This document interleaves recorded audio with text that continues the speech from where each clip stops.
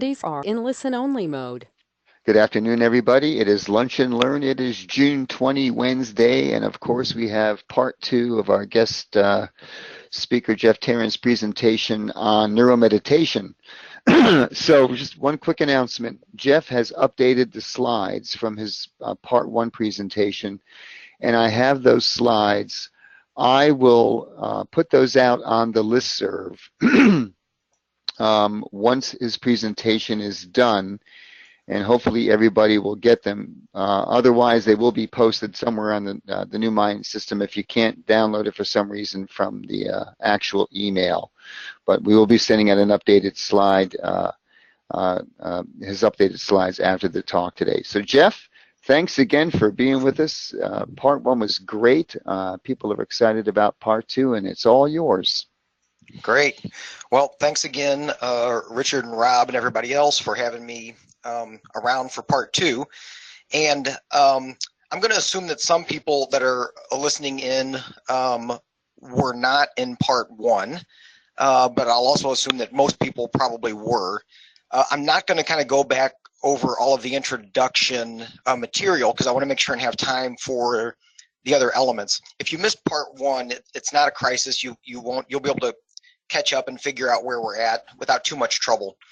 The short story is that kind of what I've been working with is developing and designing a variety of different neuromeditation protocols based on how you are using your attention and what your intention is.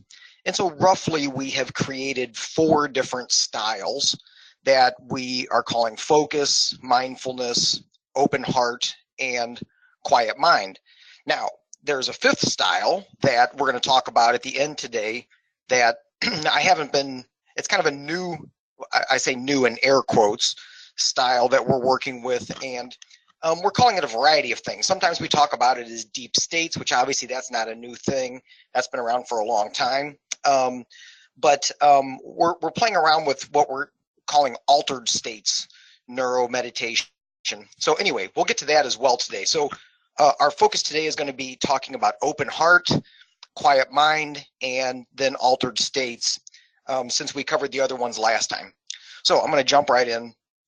So the way that we're kind of talking about open heart, and the reason that we use that terminology is to be inclusive of practices where the primary goal is to engage in a positive emotional state and sustain it. So obviously practices like loving kindness or compassion-based meditations will fall into this category, but we also wanted it to be a little broader to include things like gratitude practices or forgiveness, things like that. So anyway, that's why we are using the term open heart. However, when you get into the research literature, the vast majority of it is connected directly to like a loving kindness, compassion, metta kinds of practices. So let's get into this. Okay, so looking at a little bit of the research, and by the way, you know, obviously with our time, this is going to be a very cursory kind of introduction to all of this, but enough that you should get the point. So, you know, kind of the big studies kind of in this area that have come out recently that everybody's excited about relates to the work that Richie Davidson has been doing at the University of Wisconsin. Now, obviously, there's a lot of other researchers who are doing good work here, but this one really got a lot of attention, you know, partly because Richie has been able to work with Tibetan monks, and including the Dalai Lama, and you know, measuring their brain activity compared to novice meditators. And some of the interesting things that that they have found in their research is that you know, what is happening with these advanced meditators when they are engaged in a loving kindness compassion meditation is really increased gamma activity. That's the primary thing that they're finding. And you know, when this first came out, it was a big surprise to a lot of people. You know, it's like, whoa, gamma, what's going on with this? This is a super fast brain wave. I thought advanced meditators should have slow brain waves, alpha and theta. And, you know, it's like, well, it depends. It depends on what you are trying to do, what your attention is, where your attention is, and what your intention is. So, this is important for us to kind of consider when we're thinking about how to use neurofeedback as a tool to assist in working toward these states. So, some of this research that Richie Davidson has done, one of the things they found is that meditators, these advanced meditators, these monks, showed increased gamma levels and synchronization in the frontal lobes. They also showed similar brain activation patterns. That is, the monks used in the studies all showed similar brain activation patterns. And you can see on the slide there some of the areas that I've listed were some of the areas that they found became active when these monks were engaged. And guess what? The control group, the novice meditators, they did not show these patterns. I actually did a research study a couple of years ago, also comparing expert meditators in a particular tradition with novices, and we found a very similar thing, which is that the expert meditators showed these increased gamma patterns in particular regions of the brain, and the novices did not.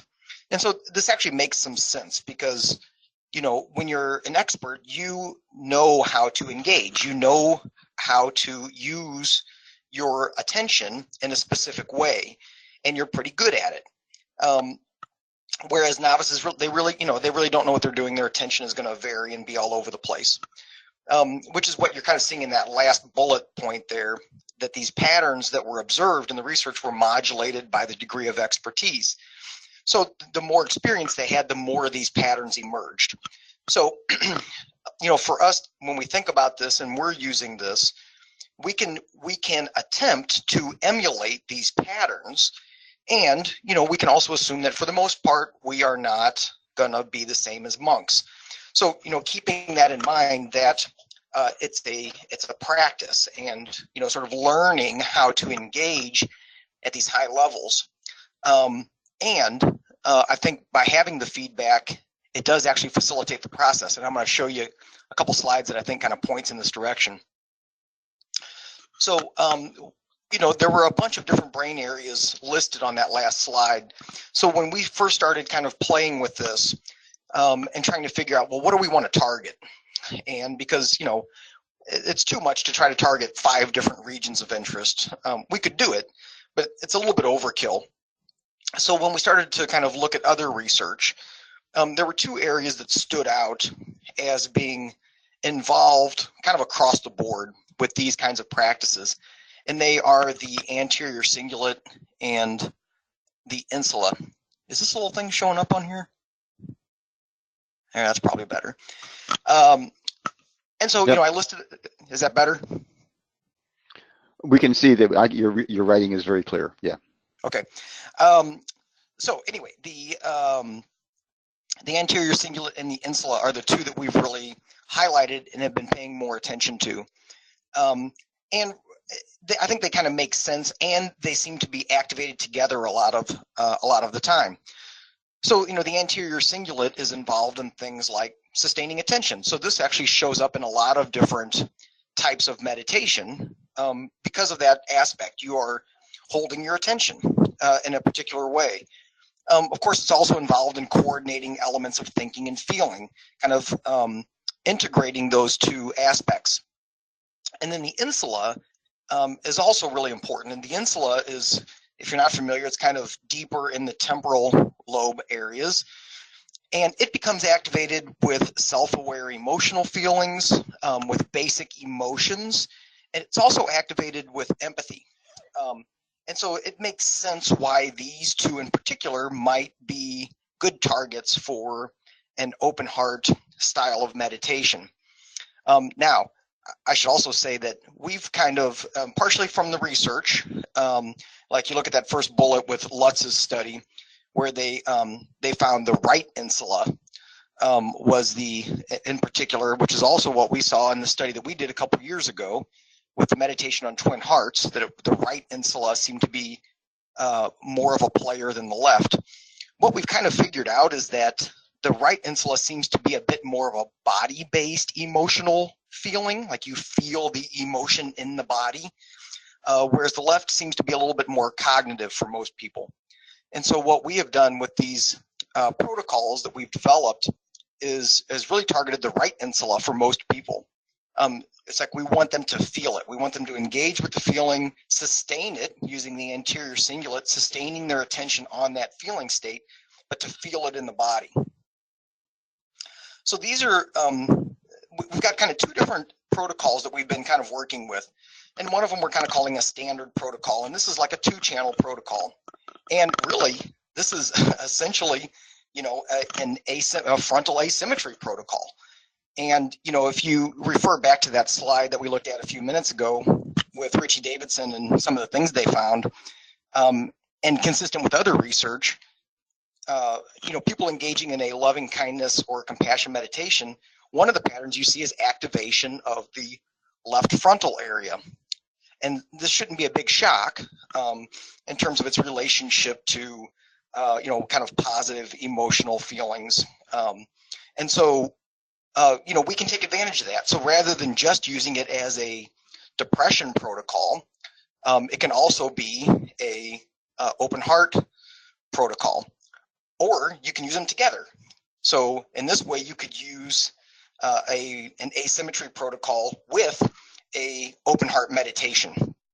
So you're kind of doing two things toward the same end. So you're using neurofeedback to nudge things toward the left, more activity, but you're also using a meditation that's going to facilitate the same process.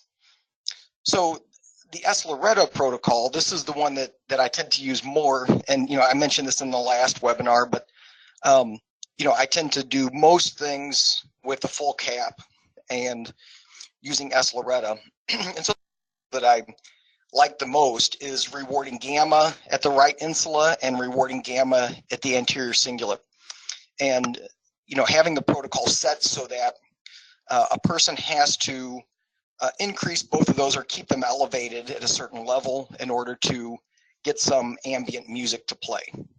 And so that music then becomes the reward, it becomes the signal that it's like you're in the right space, just stay there. And again, we mentioned this last time, but I'll say it again. To be really the best way to go. We've tried using different tones and having one tone for each of the different regions of interest, and it's a little bit annoying after a while, you know, having these tones kind of like blaring at you. Whereas if we play music or link it to some kind of ambient music, that seems to actually facilitate staying in that state. And so that's what we've kind of are doing more of. And in fact, we'll often use the ZooCore multimedia player as a way to use the audio feedback, because you can set that as proportional feedback so that the music actually never goes all the way away. It never goes completely silent. It just gets quiet and then becomes louder as the criteria are met. And so again, we've found this to be probably the most effective way to help people move into this state without being too disrupted by cutting out of feedback or by those sounds. And by the way, when I say ambient music, you know, I'm talking about, you know, kind of like space music or something like that, where it's quieting and relaxing, but also doesn't really have a distinct rhythm. If something is too rhythmic or there's lyrics, then people tend to kind of get caught into that, as opposed to just letting the sound, the feeling, you know, kind of encourage the state of consciousness. Here's an example of somebody's data when we were first kind of working with this protocol with gamma at the ACC and the insula. Now, this happened to be somebody with a lot of experience. At the time, I was working at the University of Missouri in the Student Health Center, and a student had come to work on his graduate degree in social work, but prior to that, he had been living in a Buddhist monastery for 8 years, and his primary practice was compassion meditation. So, of course, as soon as I saw this guy and found out his story, I immediately grabbed him and asked if I could hook his brain up and see if this worked the way I thought it would. And he was a very willing participant. And so you can see his data. You can see the line graph here of his gamma and the ACC and the insula over 18 minutes. We actually did 2 9-minute runs. So, where there's that dip around the 9-minute mark is where we paused the session and then came back in. So even though it's a bit wordy, I wanted to kind of share his responses to doing this protocol. Here's what he said. This was after the first 9-minute run. During the first session, I found the feedback tones quite distracting to the meditative concentration I was trying to achieve. Because of this, I had to put a considerable amount of effort into keeping my concentration on the content of my meditation. Over the course of the session, this became easier to do, and my state of concentration gradually required less effort. At a certain point, I was aware that the tones were relatively constant, and this corresponded to my own feeling at having achieved a degree of meditative stability. At this point, the feedback tones became more supportive to my meditation practice, as I could tell that when a discrete thought or external stimuli caught my attention and distracted me, one of the tones would cut out. This provided effective feedback that my attention had veered and gave me impetus to put some effort into letting go of the distraction or consciously bringing it into my meditation. So obviously this was back when I was still using 2 tones, one for each ROI. But his comments are actually tell us a lot, and they're actually helpful in terms of pointing out some of the things that are very consistent with people when they work with these protocols. The first thing is that most people, when they first start out, whether it's this protocol, any of the neuromeditation protocols that I have, initially they often find it kind of distracting, which is what this person said. And by distracting, what I mean is, think about it. They're hooked up. They've got electrodes on their head. They're getting music. The music's cutting in and out, or it's getting quiet and soft, and and at the same time they're trying to meditate. So even if they're pretty experienced, there's a part of their brain that is trying to figure it out, trying to figure out the system, trying to figure out how this works and what they're supposed to do, which of course means they're not meditating. So there's an element of all of these protocols that involves a person being able to learn how to work with the feedback. And, this person was very experienced, so it only took them a few minutes to figure it out. Most people, it takes at least a couple of sessions to really figure out how to work with the feedback and to let it be supportive, not distracting. If you go back and look at his chart, look at that first 9 minutes, and you can actually kind of see what he was describing. The first 4 minutes or so, not much was happening. But then he started to figure it out. And he says, then, I started to understand what was happening, and the tones became more supportive of my experience. And you can see that's when that gamma in both locations really starts to increase. Then we paused it, the 9-minute mark, and then ran it again. So here's what he said about the second 9-minute mark. I could tell that I was beginning with more meditative stability than I had started with in the first one, and the feedback tone seemed to confirm that. During the session, I could once again tell when my attention would become too preoccupied with something, like when someone started talking on the phone in the other room. The feedback tones also indicated this, and once again, I had to put some effort into negotiating that phenomena within the meditation, and I found myself using the feedback tones in part to do this. Also, when sirens of an ambulance sounded from the street below, my compassion meditation expanded as I found myself incorporating people suffering in this way as subjects of the meditation. And again, if you go back and look at those second 9 minutes, you can actually see what he's describing. He says he felt like he started with more stability to begin with, and you can see that. And they just kind of took off. And especially those last few minutes when he was talking about, his compassion meditation expanding to the person in the ambulance. And, especially look at that insula. And this is what I was talking about, that right insula, and feeling compassion, feeling it in the body is really kind of what we're after. This is actually a really powerful protocol, and that's why I think it's actually one of my favorites. When I've taught this in workshops, there have been 2 different instances where I'm going around checking on people while they're practicing this, and people were in tears. And of course, at first I was kind of freaked out. I was worried that something had happened. But when I checked in with them, they were weeping because they were so filled with joy. It was very interesting. So I've never seen that with any other neuromeditation protocol. And I suspect that the reason that this has happened in a few instances is because people are learning how to sustain these powerful emotional states, whereas normally we kind of drift in and out. I wanted to share quickly, one of the new projects we've been working on is I'm working with this company called StoryUp, which is a virtual reality company. And we've actually created a virtual reality, a couple of different virtual reality programs that link with the Muse headband. And, while I'm not a big fan of the Muse headband in some ways, it actually has worked out pretty well for us. What we've done is got into the software development kit and reprogrammed it to measure, just using the frontal electrodes on the Muse, measuring gamma asymmetry, and then linking that to the virtual reality experience so that the gamma asymmetry drives the experience. So when it's leaning more to the left and starts to shift to the left, that's what advances the VR experience. So we actually have an article with a series of case studies that we did with firefighters that's coming out in the next neuroregulation journal. I think that's coming out soon. So you might keep an eye out for that. But this is some of the data from this with the 4 firefighters that we tried this with. The very first, it's a little messy on here, but you can kind of see the subject numbers down at the bottom, 1, 2, 3, 4. And what those little bars are showing, the first bar for each subject is the gamma asymmetry shifting to the left, pre versus post. So if it's above the line, that's a shift to the left. If it's below the line, it's a shift to the right.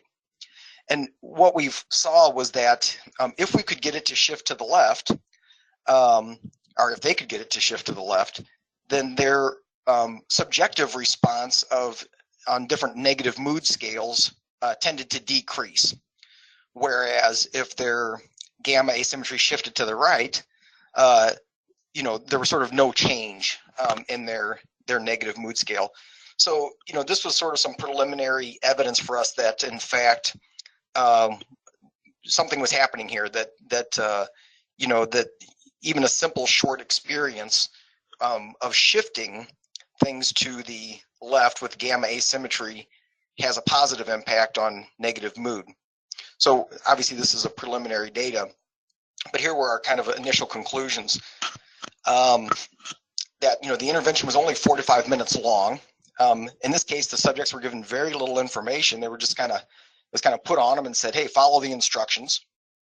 And even just with that simple element of kind of following the guided meditation, along with having the feedback of their gamma asymmetry, that 3 out of the 4 subjects showed positive changes. The same 3 indicated significant increases in cheerfulness. 2 of the 4 subjects showed strong decreases in a scale called ill-humored.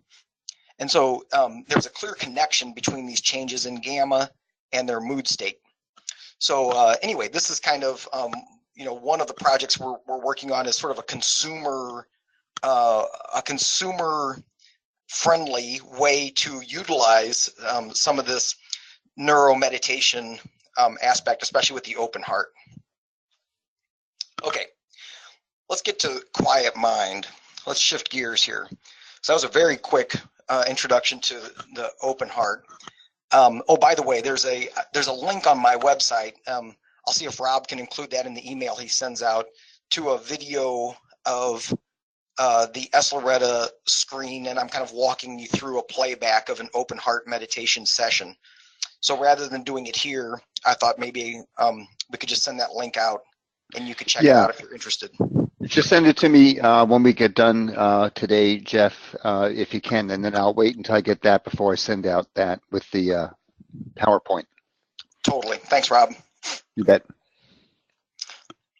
Okay, so the 4th style, quiet mind. I like this slide as kind of an introduction. It's I think it kind of tells the story right there. So, this is the style of meditation that most people think about when they think of meditation. You meditate and you're supposed to have an empty mind. You're supposed to have a quiet mind. There's nothing happening. And of course, as has probably become clear from the last webinar and today, that that's not entirely true. It depends. It depends on what style of meditation you're doing. If you're doing a focus meditation, focusing on your breath, focusing on a mantra, well, your mind's not empty. There's something going on. If you're doing a mindfulness practice, your mind isn't empty. If you're doing an open heart practice, your mind isn't empty. So there are other styles that require different types of attention and use a different intention. However, having that quiet mind state, that spacious awareness, is a big aspect of many traditions, including Zen and transcendental meditation. And so, it's important to kind of look at this one. When you look at the research literature, especially for TM and Zen, you see some similar patterns that emerge in terms of brainwave patterns with this style. And so, Travis and Shear, the study I've got cited there, the 2010 study, that's the one that we talked about last time, where, they were looking at all of the different brain imaging, brain EEG studies they could get their hands on for meditation, and trying to kind of collapse them into different styles. And what they found was that transcendental meditation consistently results in increased low alpha. I put low alpha there. I should say alpha 1 just to make it a little bit more clear. But that 8 to 10 hertz band. So we can see that over and over with transcendental meditation. And one thing that's important about that is that, many people think of transcendental meditation as being focused on a mantra, right? Where you're repeating a mantra over and over and over and over. And that's true. And it's important to sort of recognize that that's kind of the beginning point of a TM practice. That's a way to stabilize the mind to begin the practice. And then over time, what happens is that mantra, you learn to sort of let that go. So think about that for a moment. You're starting with a focus meditation, essentially. You're focusing on a mantra. And then if you let that mantra go, well, now what are you focusing on? So you're focusing on nothing. So now the mind is empty. So, in TM practice, the way that I tend to think about it is what they're doing is they're using a focus as a transition to help people get into a quiet mind state, which is this low alpha state. So another study that came out in 2010, also by Travis, the same Travis, he did an E-Loretta study, and looking at people before and after 3 months of TM practice. And what he was doing was looking to see specifically where in the brain are there these increases of alpha 1 activity. And what he found was that they were in the default mode network. So this should not be a big surprise to those of us who have kind of looked at some of this literature, because of course the default mode network is very much involved in self-referencing, thinking about the self, being engaged in this idea of the self. So from a meditation perspective, selfing, that's what the default mode network does. It sort of creates our identity. And so if you have this increase of alpha 1 during a meditation practice, then that's going to be quiet. There's going to be less activity there. So we also see a similar pattern emerge in a lot of Zen practices. And you can see some of those citations in the bottom bullet. So Zen practices result in increased alpha power, slowing of the alpha frequency, and alpha activity spreading frontally. So, there's at least a couple of different ways, different traditional styles to get to this place. You can do this in other ways as well. So there's obviously, Les Femi's work with alpha synchrony, focusing on spaciousness, distance, volume, those kinds of things that can also assist in quieting down the mind. So I wanted to briefly just make a distinction between alpha 1 and alpha 2. And actually it was Richard that introduced me to this idea years ago, that it's important to separate alpha into the two different bands. And, Leslie Sherlin, made some comments about this. That's who I'm citing here, kind of the distinction between the two. It's interesting because in some cases, when you separate these bands for people, you'll see that they're pretty much equivalent. But for other people, the power is very heavily weighted toward one or the other. And so this can be important, especially with certain states of consciousness and meditation. So for alpha 1, this is really sort of an unaware state of relaxation. So there's not really any attention to your surroundings. It's decreased cortical activation. And this is why this is kind of the emphasized brainwave pattern with this quiet mind state. There's just, if you have a ton of alpha 1, there's just not much going on. It's just pretty darn quiet. Whereas alpha 2 is a little bit different. There is more of an awareness of your surroundings. You're more awake and alert. You're ready, even though maybe you're not doing anything, you're ready. You're looking for something. So we talked about the alpha 1, but then we also, I mentioned the default mode network. And again, for those of you that aren't super familiar with this, this network in the brain, it's, different researchers want to put different areas in here. In general, this is a relatively fair depiction. The hub of the default mode network is the posterior cingulate cortex, which we have kind of labeled as PCC at the back of the head. So, you can think about PZ as being kind of a surface representation of the posterior cingulate. And that's kind of the hub. That's the main central point of the default mode network. And so when the default mode network is active, when it's doing something, you are thinking about yourself. You're thinking about something in reference to yourself. So that could be self-centered mental imagery. It could be memory retrieval. It could be reflective self-awareness, social comparison judging. And so when you think about the different aspects of what the default mode network is up to, you can see where it might be engaged with all kinds of different mental health concerns. Thinking about the self, think about anxiety, think about depression, think about eating disorders, things like this, where the way that we think about ourself is problematic. And so that's going to involve and engage the default mode network. This may be one reason why practices that involve quieting the default mode network may be so helpful for different mental health concerns. You're shutting that system down. You're quieting it down. You're inhibiting it so that it's not doing its normal busyness of self-talk and self-deprecation. So this is, this protocol, this is kind of the good old-fashioned alpha up at PZ kind of a protocol, which, again, I think I, first learned this work from Richard, and it's great, and it works really well. And so, there's no reason to do something different with this. It's like this is a great protocol. So you can reward alpha or alpha 1 at PZ. That's one way to approach it, just with a standard protocol, one electrode. Stick it right there on PZ. Let me make a quick comment about the full band of alpha versus alpha 1. So we were just kind of talking about how these protocols emphasize alpha 1 rather than the full band. And I have in general found that can be helpful with getting into certain states, but for some people that's going to be really challenging.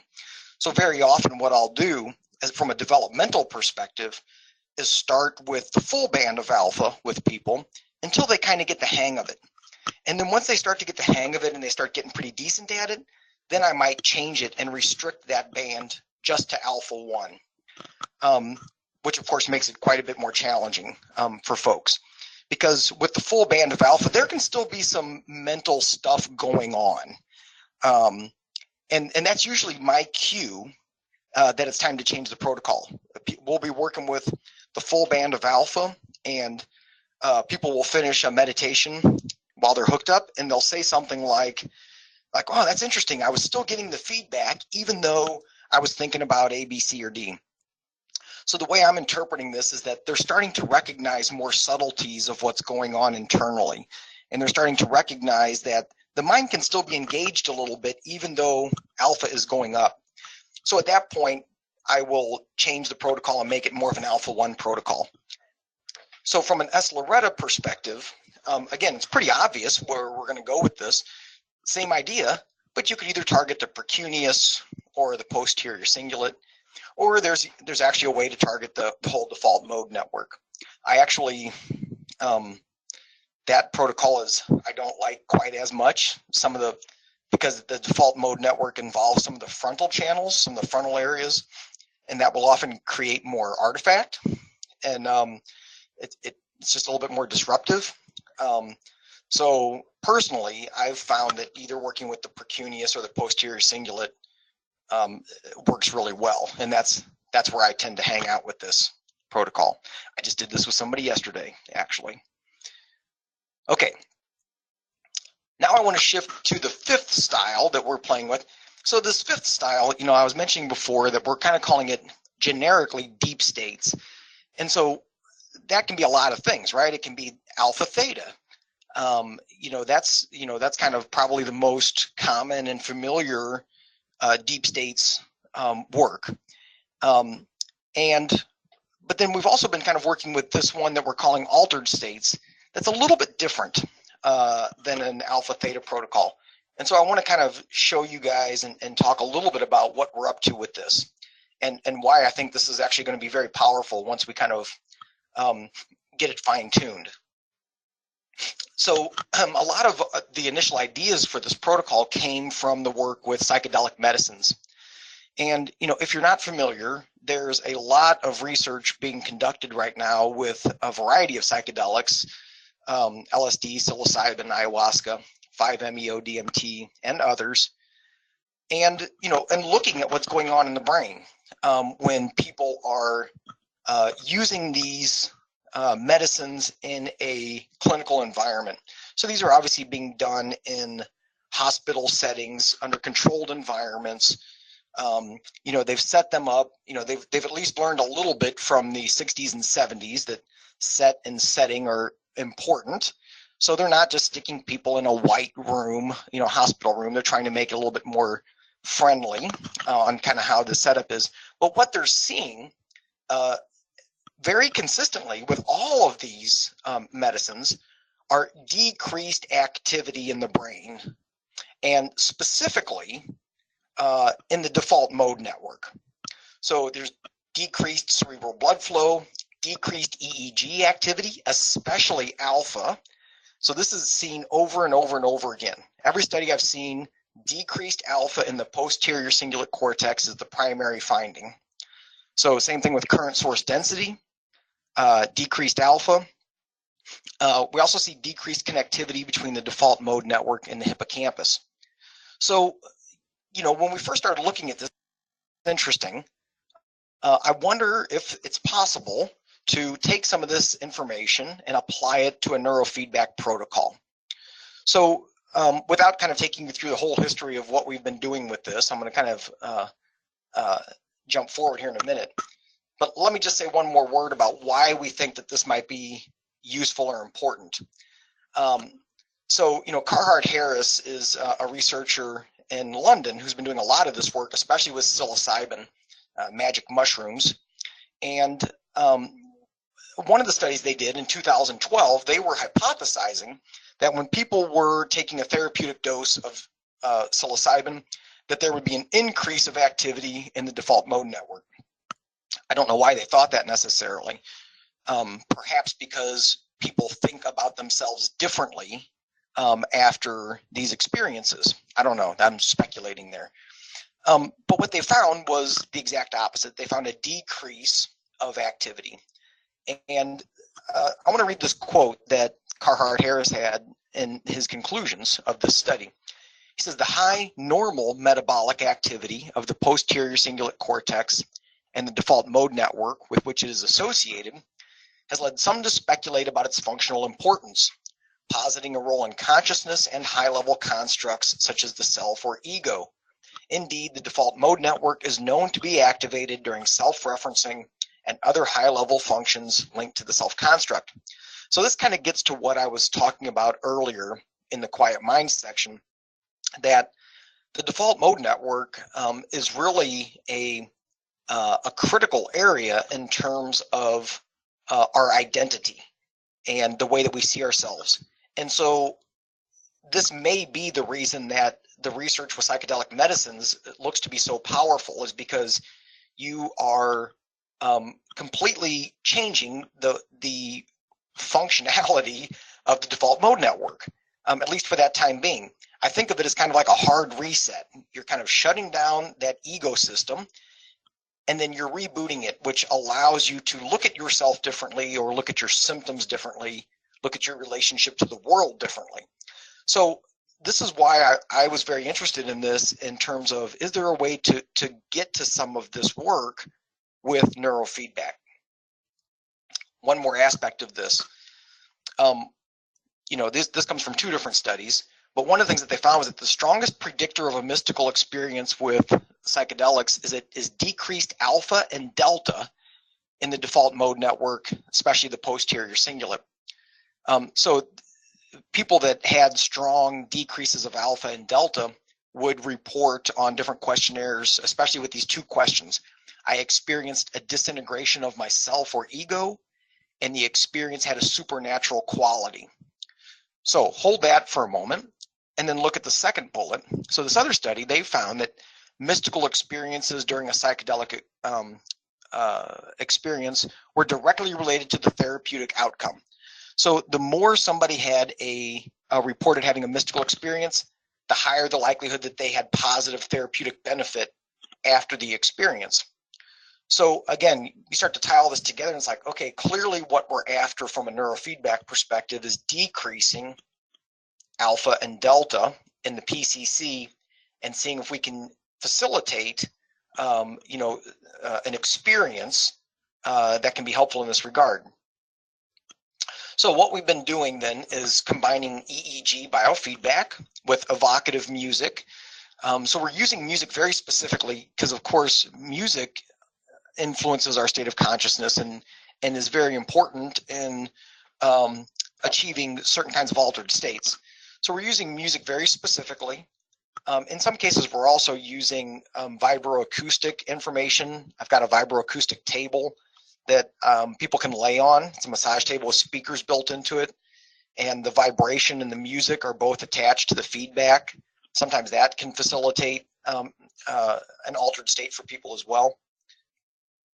Here's a case study just to kind of give an example.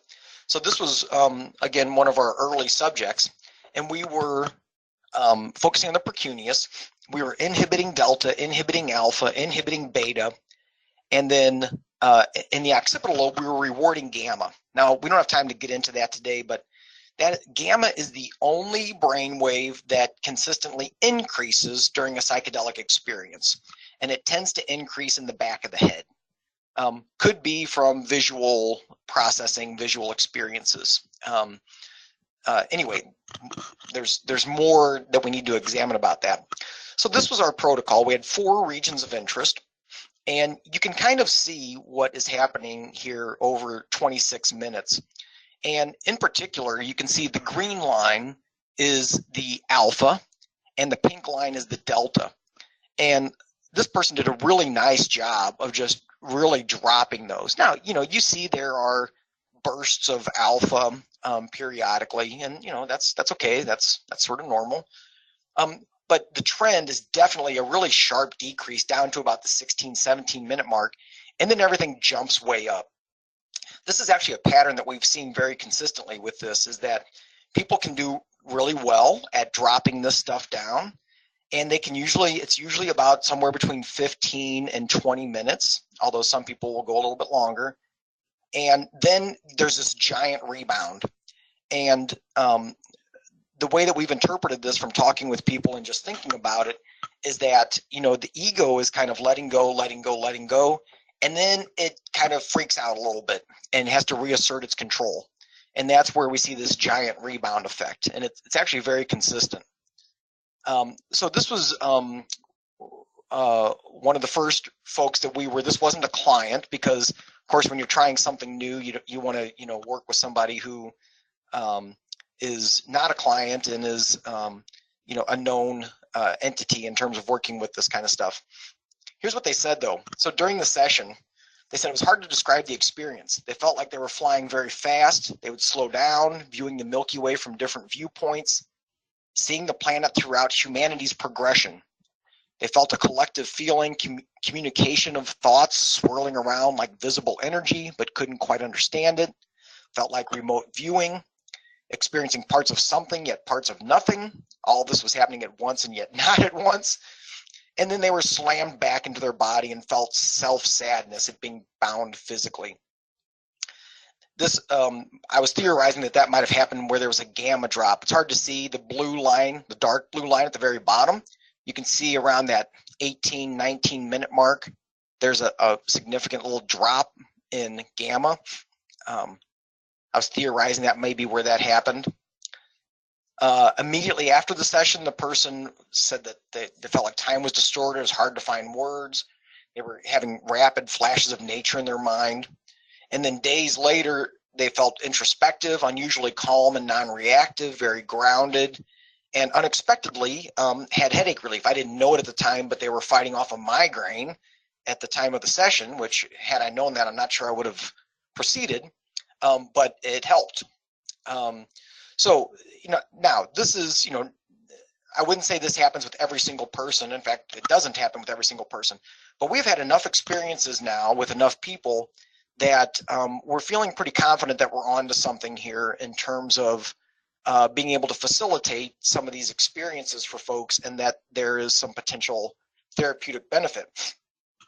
Some of the things we're thinking about as benefits are increased mental flexibility and creativity, learning how to let go.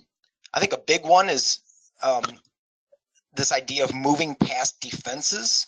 So it's kind of like learning to work with the ego, and learning to and teaching the ego that it doesn't have to be in absolute control all the time, that it can relax, and that it can also come back and be in control. So again, that flexibility might be important for spiritual development or sustaining the afterglow.